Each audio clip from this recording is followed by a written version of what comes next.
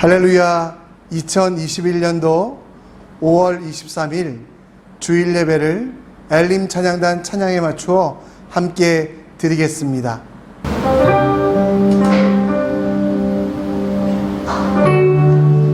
할렐루야.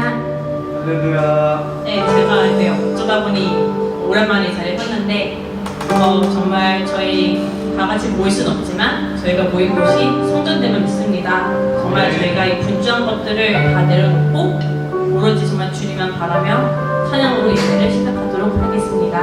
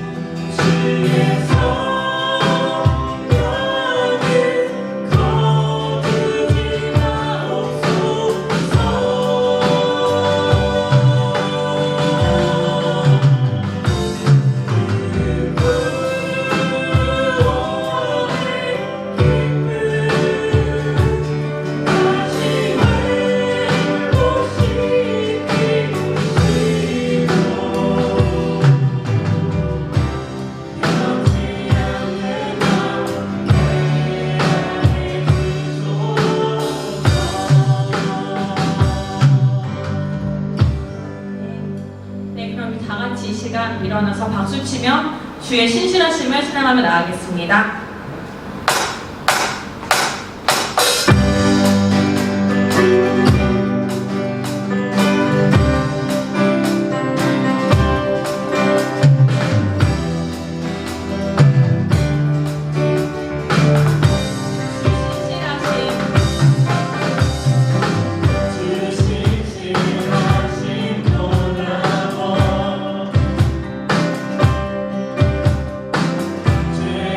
주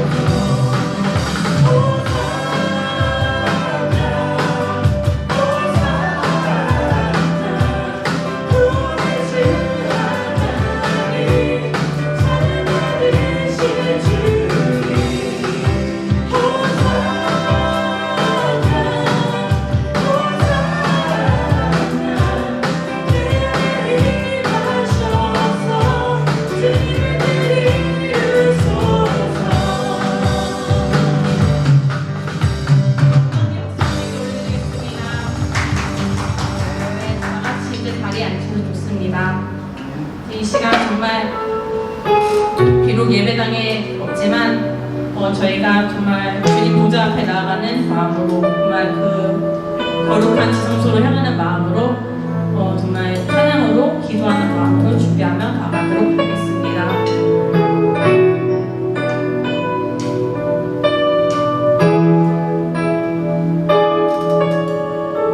주님 보좌 앞에 주님 보좌 앞에 나아가 참된 신과 힘을 나누리게 돼 경배하며 주의 얼굴 구할 때 신실하신 주님 찬양해 신실하신 하나님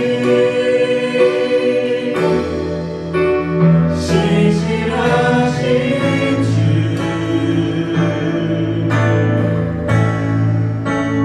나의 주 하나님은 신실하신 주님 기도 들으시는 하나님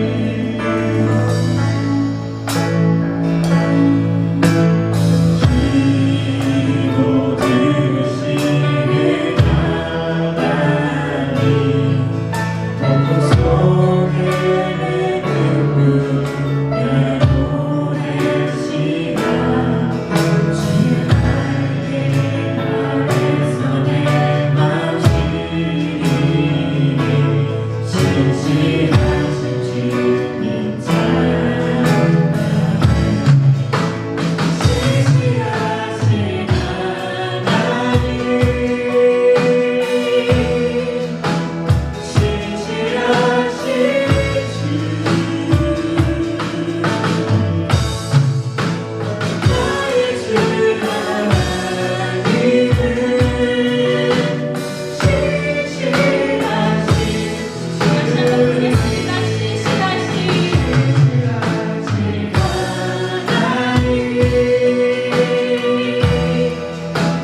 신실하신 아버지 정말 세상이 너무 어지럽고 너무 힘든 상황이 있습니다. 저희는 할 수 없습니다. 오로지 주님만 하실 수 있습니다. 저희가 이 시간 정말 신실하신 주님을 의지하며 정말 아버지가 임재하시는 예배가 되고 성령 하나님이 정말 충만한 세계가 되기를 기도하면서 나가겠습니다.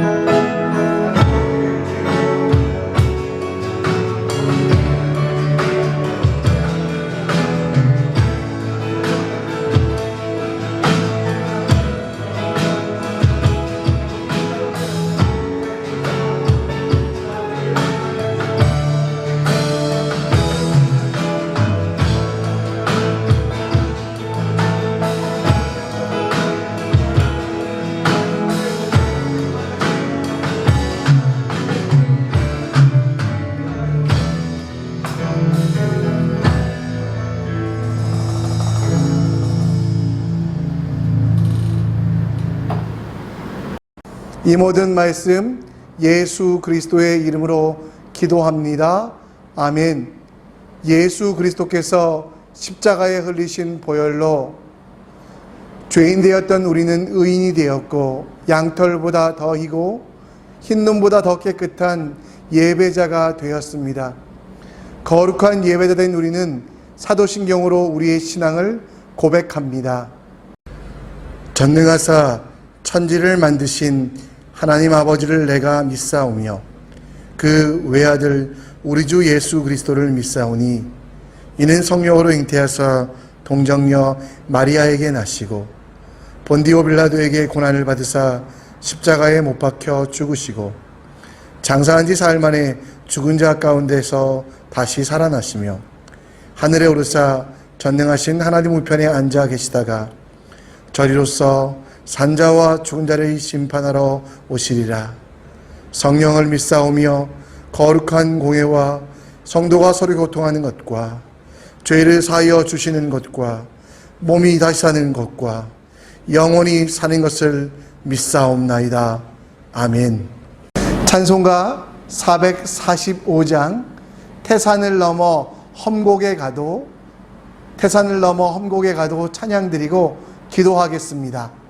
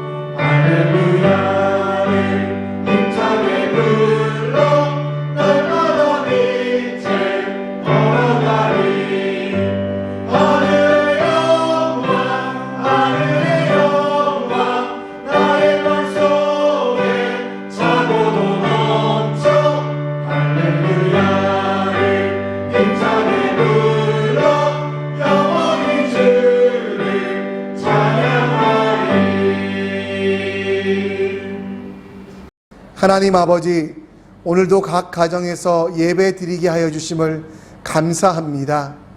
코로나로 인하여 함께 모여 예배하지 못하지만 하나님을 사랑하며 하나님께 영광 돌리는 사명을 위하여 이 시간 각 가정에서 모인 모든 믿음의 가족들 지키시고 은혜 주시고 새롭게 하시고 회복되게 하여 주시옵소서. 하나님 아버지, 주님만 바라보는 우리들 되기 원합니다.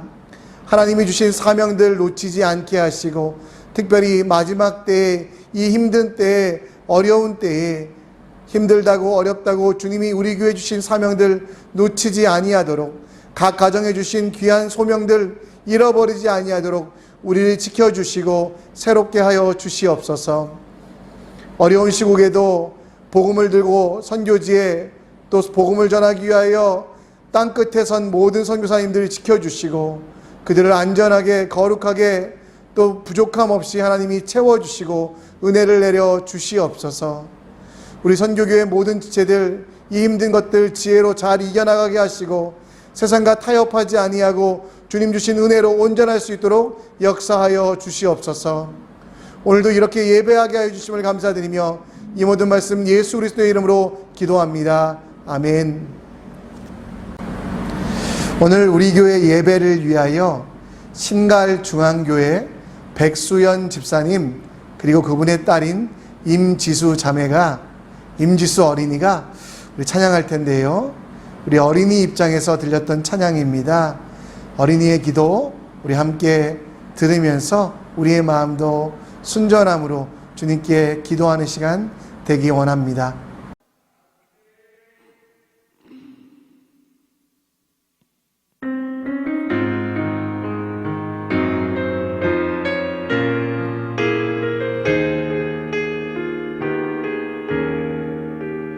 하나님 정말 하늘에 계셔서 우리의 기도를 듣고 계시나요?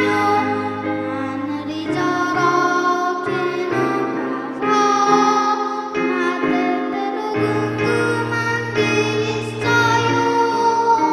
성경을 보면 예수님께서 어느 날 제자에게 말씀하셨죠. 어린이들을 이용하라. 하나님 나도 기도할래요. 하나님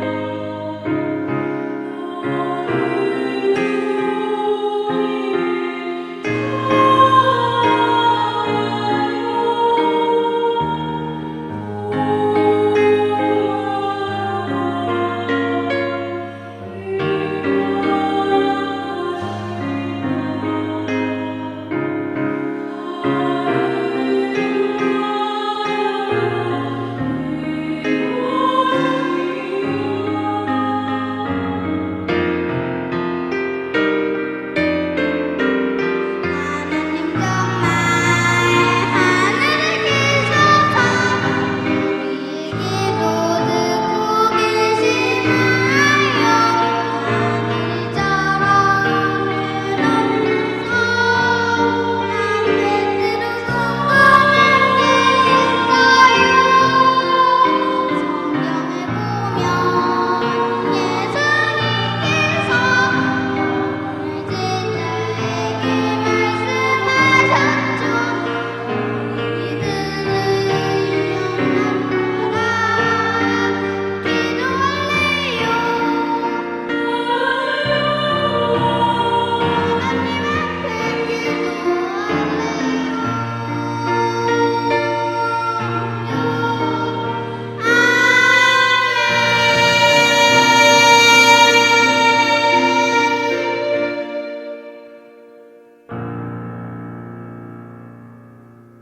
오늘 여러분과 제가 함께 읽을 말씀은 구약성경 251면 로마서 9장 14절로 18절, 로마서 9장 14절로 18절입니다.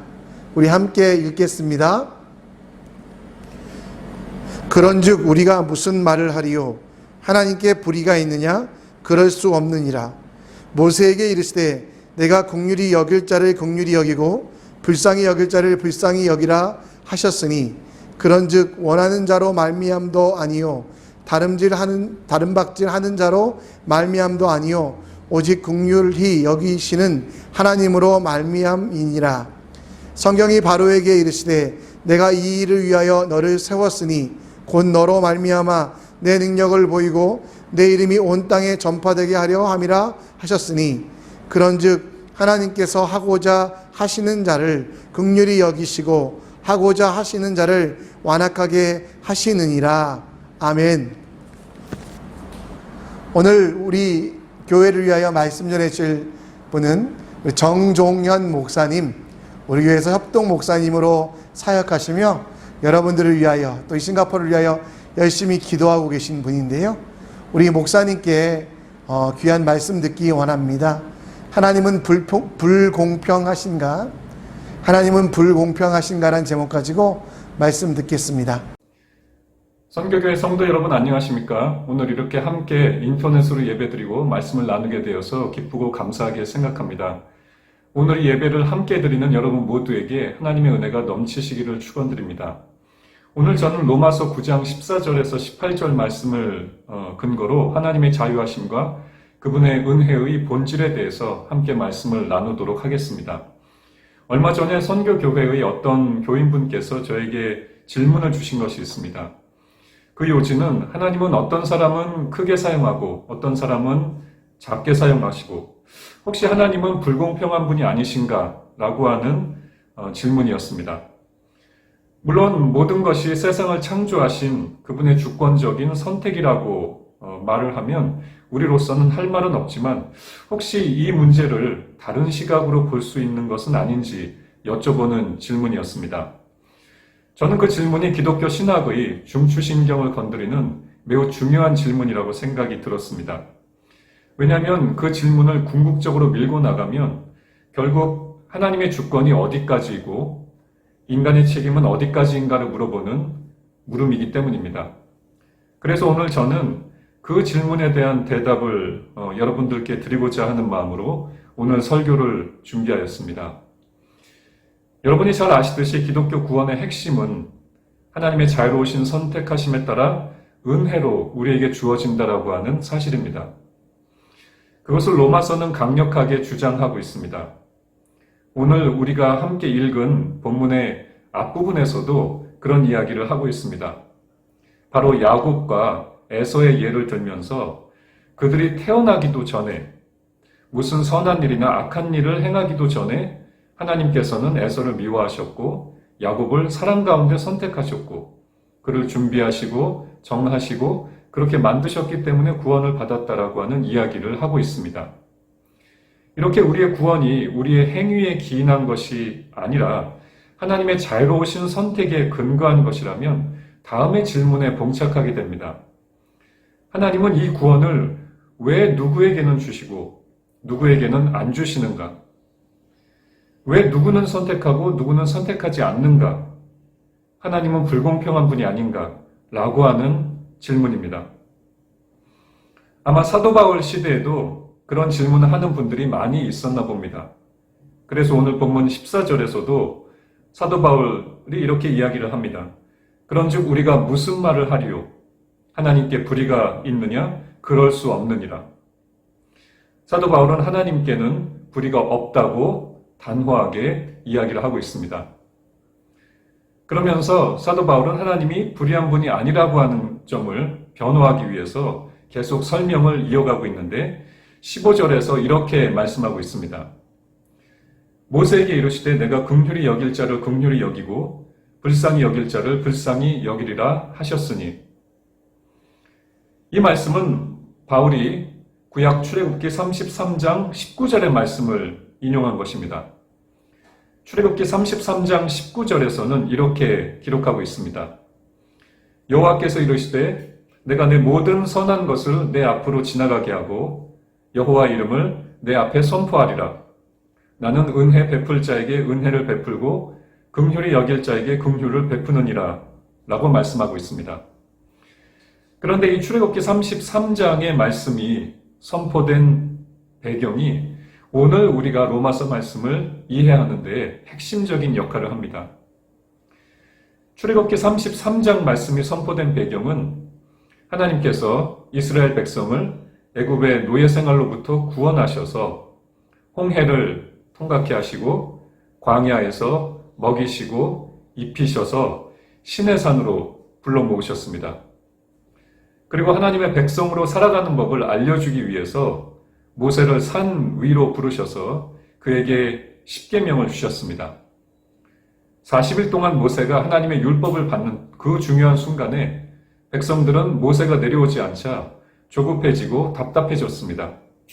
그래서 그들은 아론을 부추겨 금송아지를 만들어서 섬기는 큰 범죄를 저지르게 됩니다. 시내산 언약을 결혼으로 비유를 든다면 이제 막 결혼식을 마치고 신혼여행을 갔는데 거기에서 다른 남자 혹은 여자와 외도하는 그런 끔찍한 범죄를 저지른 순간입니다. 그때 하나님은 이스라엘 백성에게 노하셔서 그 백성을 다 진멸하겠다고 말씀하십니다. 하나님 입장에서는 너무나 당연한 반응이라고 생각합니다. 그런데 모세가 중간에 서서 이스라엘을 위해서 간청을 하고 용서를 구합니다. 그러자 하나님께서는 기꺼이 마음을 돌이키시고 이스라엘에게 은혜를 베풀면서 33장 19절의 말씀을 하신 것입니다. 나는 은혜 베풀 자에게 은혜를 베풀고 긍휼히 여길 자에게 긍휼을 베푸느니라. 여기서 하나님께서 은혜를 베푸시고 긍휼을 베푸시는 대상들이 누구인지를 깊이 생각해 보아야 합니다. 그들은 중립선상에 있는 존재들이 아니라 금송아지를 만들어서 우상 숭배를 하고 하나님을 배반하여 벌받아 마땅한 입장에 서 있는 사람들입니다. 벌을 받아야 마땅한 그 순간에도 하나님께서는 자비롭고 은혜로우사 그들에게 은혜를 베풀고 긍휼을 베풀어서 용서하시겠다는 선언을 하신 것입니다. 다시 말해서 우리가 쉽게 생각하듯이 우리가 중립선상에 일렬로 서 있는데 하나님이 누구는 사랑해서 천국으로 보내고 누구는 미워해서 지옥으로 밀어넣는 그런 상황이 아니라고 하는 점입니다. 그들은 죄를 지어서 심판으로 기울어져 있는 상황이었는데 하나님께서 그들에게 자비와 긍휼을 베푸셔서 구원하고 용서하시겠다라고 하는 선언인 것입니다. 이러한 인류의 모습, 다시 말해 중립선상이 아니라 죄로 기울어져 있는 인류의 모습이 출애굽기 33장의 상황이며 그것이 또한 오늘 우리가 읽은 로마서의 배경이기도 합니다. 우리 모두는 다 죄인이고 심판과 정죄로 치우친 상태입니다. 깨닫는 자도 없으며 하나님을 찾는 사람도 없고 우리는 치우쳐서 무익한 존재들이요. 그래서 다 지옥으로 떨어질 수밖에 없는 상황입니다. 그러나 하나님은 우리가 마땅히 받아야 할 벌을 다 내리시지 않고 그 중에 어떤 사람은 용서하시고 구원하시고 하나님의 복된 자녀로 회복시켜 주셨습니다. 가장 심판을 내려도 마땅한 그때에도 심판 대신 용서와 은혜와 구원을 베푸신 것이 하나님의 긍휼입니다. 잘 생각해 보면 인류가 죄로 기울어져 있기 때문에 하나님이 인류 전체를 구원하시지 않고 사실 내버려 두신다 해도 하나님 잘못은 아닙니다. 우리가 지옥에 간다면 우리의 죄로 기울어진 본성 때문에 우리의 자업자득으로 지옥에 가는 것이지 하나님이 지옥에 보내신 것이 아닙니다. 중요한 점은 하나님은 은혜와 긍휼이 풍성하시다는 점이며 벌받아 마땅한 상황에서도 우리에게 풍성한 긍휼을 보이사 우리를 용서하고 건져내셨다는 점입니다. 하나님이 만약에 법대로 처리하셨다면 우리 중에 아무도 구원받을 사람이 없을 것이기 때문입니다. 그렇기 때문에 누구는 택하시고 누구는 택하시지 않으셨는가 불평할 수 없는 것입니다. 오직 우리는 그분의 긍휼을 찬양할 수밖에 없습니다. 하나님은 불의한 분이 아니시고 오히려 그의 놀라운 긍휼하심 때문에 찬양받고 존경받아야 할 분이십니다. 그런데 오늘 본문은 하나님의 공평하심에 대해서 혹은 불의하심에 대해서 또 다른 문제를 우리에게 제기하고 있습니다. 그것은 바로 17절과 18절에 나와 있는 내용입니다. 성경이 바로에게 이르시되 내가 이 일을 위하여 너를 세웠으니 곧 너로 말미암아 내 능력을 보이고 내 이름이 온 땅에 전파되게 하려 함이라 하셨으니 그런즉 하나님께서 하고자 하시는 자를 긍휼히 여기시고 하고자 하시는 자를 완악하게 하시느니라. 오늘 이 본문의 구절은 각각 출애굽기 4장 21절과 9장 16절에서 인용한 말씀입니다. 먼저 출애굽기 4장 21절은 이렇게 말씀하고 있습니다. 여호와께서 모세에게 이르시되 내가 애굽으로 돌아가거든 내가 내 손에 준 이적을 바로 앞에서 다 행하라. 그러나 내가 그의 마음을 강팍해 한즉 그가 백성을 놓지 아니하리니. 하나님이 바로의 마음을 강팍하게 하시겠다고 표현하고 있습니다. 그리고 출애굽기 9장 16절에서는 모세에게 하나님께서 말씀하시기를 바로에게 가서 이렇게 말씀을 전하라고 기록하고 있습니다. 내가 너를 세웠음은 나의 능력을 내게 보이고 내 이름이 온 천하에 전파되게 하려 하였음이니라. 바로 모세를 통해서 바로에게 전달하시는 하나님의 말씀입니다. 이 두 구절을 종합해 본다면 하나님이 바로의 마음을 완악하게 하신 것은 이유가 있는데, 그로하여금 하나님의 능력을 보이고 하나님의 이름이 온 세상에 알려지게 하기 위해서 그렇게 하셨다는 것입니다.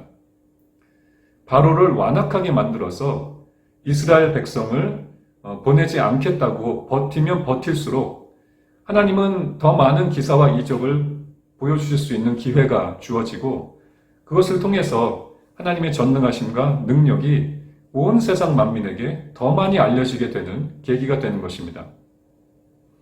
그렇다면 오늘 우리의 질문으로 다시 돌아와서, 만약 하나님께서 바로를 세우셔서 당신의 영광을 더 많이 드러내시기 위해서 그의 마음을 완악하게 하시고 그에게 악역을 맡기셨다면 그 책임은 바로가 아니라 하나님 편에 있는 것이 아닌가 하는 것이 우리에게 의문으로 남습니다. 다시 말해서 바로가 하나님의 뜻을 거스른 것은 그의 본인의 의사가 아니라 하나님이 그를 완악하게 만드신 결과가 아닌가. 그렇다면 바로가 하나님께 불순종하고 저항해서 멸망하게 되었다면 그것은 하나님 책임이고, 그래서 하나님은 누구를 파멸시키는 불공평한 분이 아닌가라고 하는 질문이 당연히 제기됩니다. 이 질문에 대답할 때 우리가 주목해야 될 성경 구절이 두 군데 있습니다. 먼저는 출애굽기 8장 15절 말씀입니다. 그러나 바로가 숨을 쉴 수 있게 됨을 보았을 때 그의 마음을 완강하게 하여 그들의 말을 듣지 아니하였으니 여호와께서 말씀하신 것과 같더라.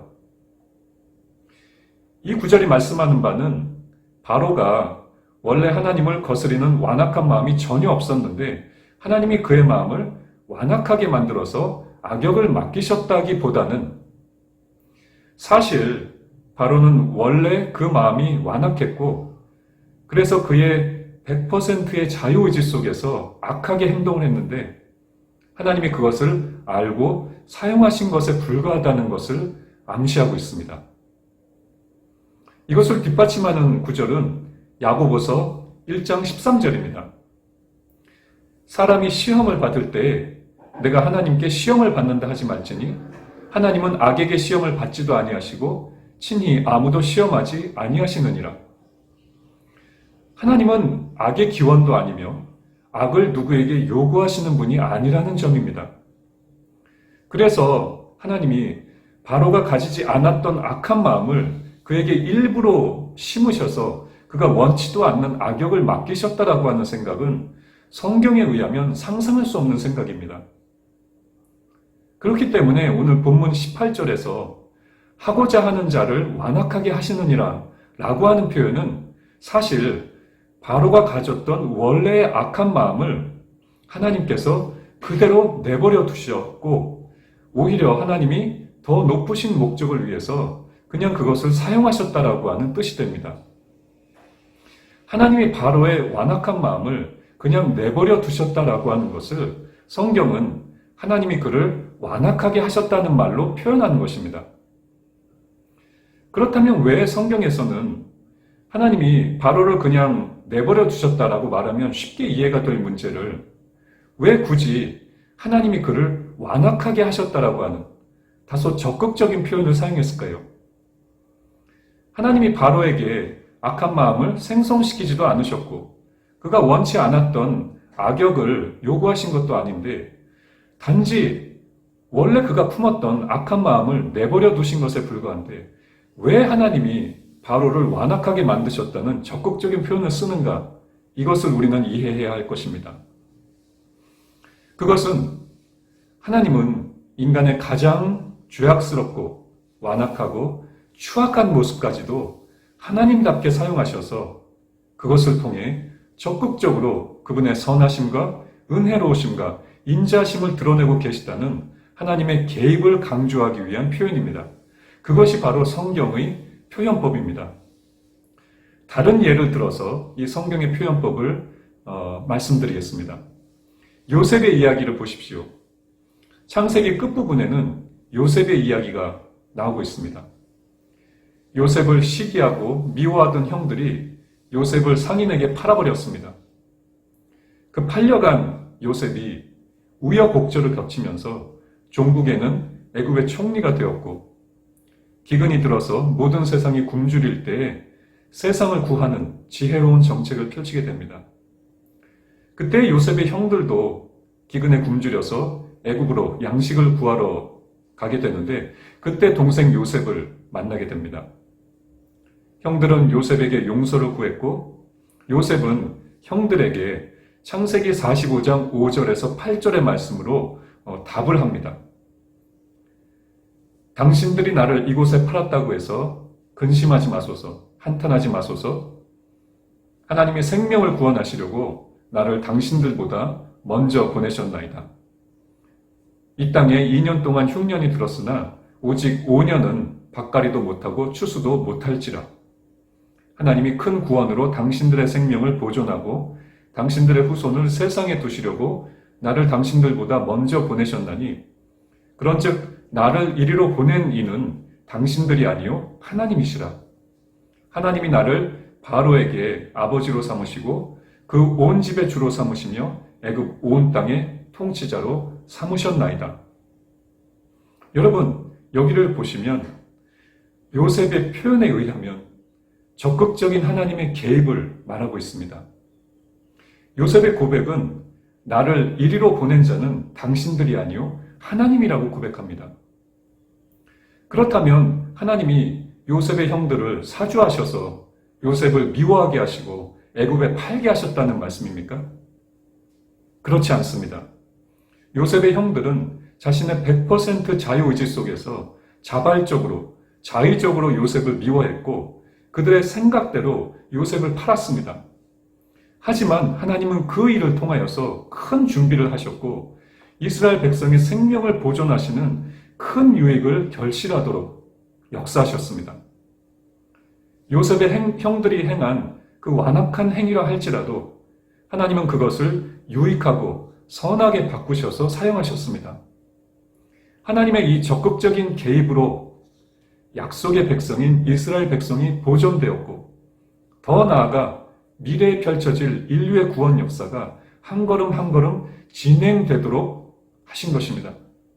이것이 바로 성경의 표현법이고, 마찬가지로 바로도 그의 원래의 악함을 하나님께서 사용하셔서 구원의 역사가 진전되도록 적극적으로 개입하신 것입니다. 그러면서 우리는 오늘 본문의 핵심으로 진전하고 있습니다. 그것은 바로 하나님의 긍휼입니다. 우리가 읽은 본문에 바로 뒤에 나오는 로마서 9장 22절에서 23절 말씀을 보면 이렇게 기록하고 있습니다. 만일 하나님이 그의 진노를 보이시고 그의 능력을 알게 하고자 하사 멸하기로 준비된 진노의 그릇을 오래 참으심으로 관용하시고, 또한 영광 받기로 예비하신 바 긍휼의 그릇에 대하여 그 영광의 풍성함을 알게 하고자 하셨을지라도 무슨 말을 하리요? 여기에 보면 진노의 그릇과 긍휼의 그릇이 나와 있습니다.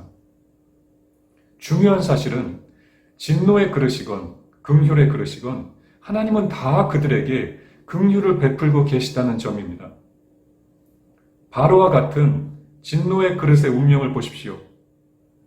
바로는 그 스스로가 부패하여 마음이 완악한 사람이었지만 하나님은 그에게 즉각적으로 심판을 내려 멸망시키지 않으셨습니다. 대신 하나님은 긍휼을 베푸셔서 그를 오래 참으심으로 관용하셨습니다. 더 나아가 그런 진노의 그릇을 하나님은 사용하셔서 그의 능력을 나타내사 이스라엘의 출애굽이라고 하는 결과를 만들어내셨고, 그를 통해서 아브라함의 자손을 통해 온 인류를 축복하시겠다는 하나님의 계획을 지속시키셨습니다. 그리고 시간이 지나 때가 참에 이 아브라함의 자손을 통해 예수 그리스도를 이 땅에 보내셨고 온 인류의 구주가 되게 하셨습니다. 그러므로 큰 그림으로 보자면 바로를 완악하게 하셨던 이유는 결국 인류 구원이라고 하는 최종 목적을 위한 것이었는데, 그 구원에는 바로의 자손들도 포함되어 있는 것입니다. 하나님은 완악한 바로에게 최선의 방식으로 긍휼을 베푸신 것입니다. 긍휼의 그릇들은 어떻습니까? 여러분과 같이 하나님의 택함을 받아 예수를 구주로 영접한 사람들이 긍휼의 그릇입니다. 하나님이 왜 나를 택하셨는가? 여기에 우리는 할 말을 잃습니다. 하나님은 긍휼이 풍성하셔서 주가 마땅한 우리에게 은혜를 베푸셨습니다. 하나님을 알지도 못하고 찾지도 않고 왜 찾아야 하는지도 몰랐던 우리를 위해서 예수 그리스도를 이 땅에 보내셨고 나의 죄를 위해서 십자가에 못 박으셨습니다.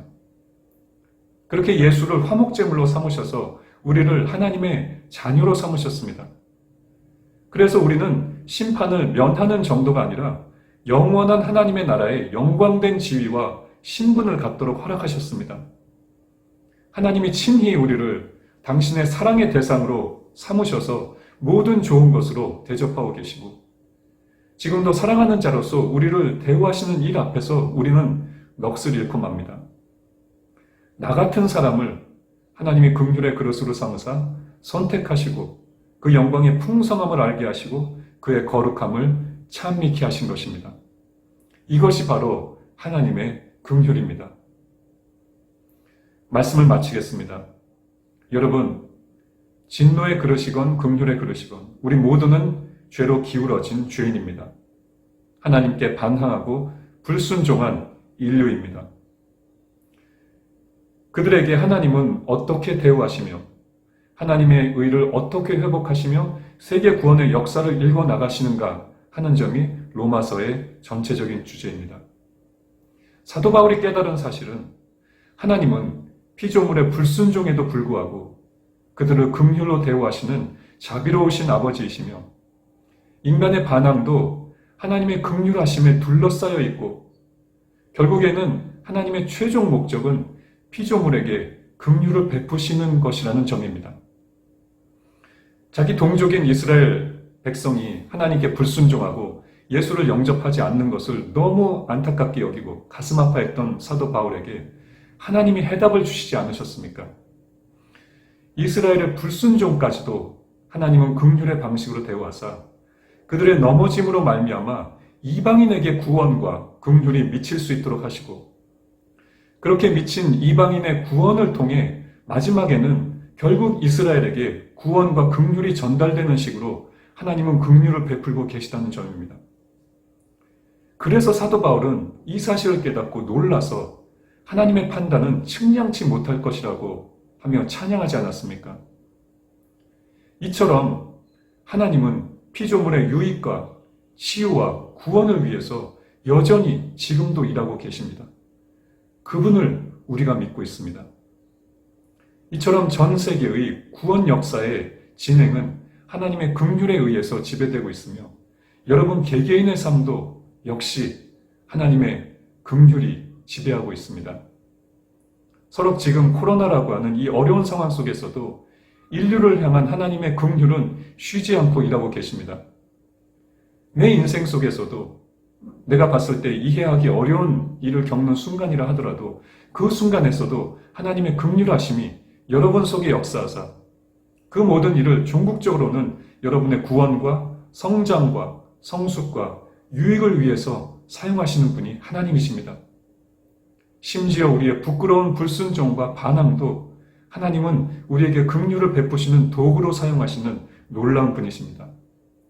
그래서 사도 바울은 이야기하지 않았습니까?